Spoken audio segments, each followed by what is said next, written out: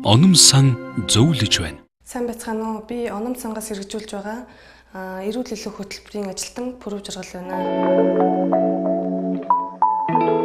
Өнөөдөр би та бүхэнд нийлэгний БЦ вирусыг илрүүлэх түргэн тестийг шинжилгээнд яаж хэрэглэх талаар зааварчилгаа өгье. За бидний энэ түргэн шинжилгээнд болохоор энэ B вирусын буюу HbA антиген үзэх онцлогоор тэгээд HCV буюу C вирус үзэх онцлогоор байгаа. Бидэнд шинжилгээгээ авахад энэ үзгэн хатгуур хэрэг болно. За одоо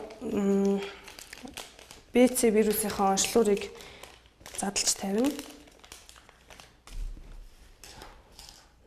За тэгээд үзгэн хатгуураа сэнэглэн нэг удаагийн зүү байгаад байгаа.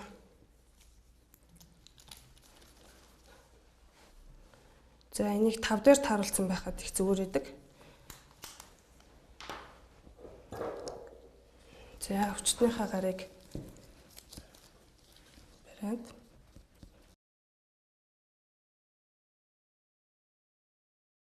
За ингээд тусаана.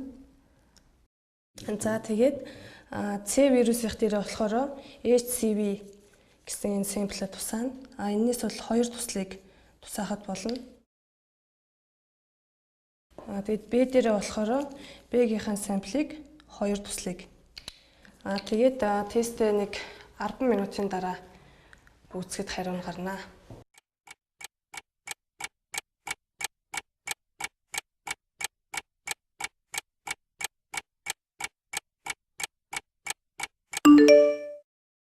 За бид нар 10 минутын дараа шинжилгээнийхээ хариуг үзэхэд энэ хүнд болохоор C вирус нь нэг зураастай буюу сөрөг гарсан байгаа.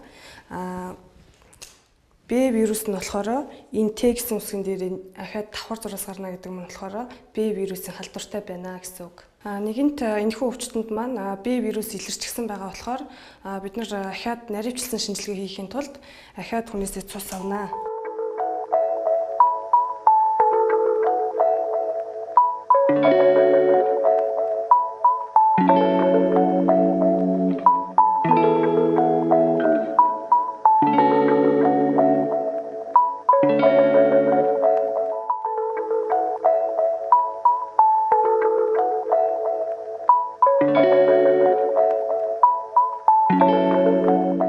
Өвчтний судаснаас цус авахдаа энэ хуруу шилнийхаа энэ 3 зураас байгаа энэний хамгийн дээдлийнх нь зураасаар цусаа авах юм бол зохимжтой байдаг.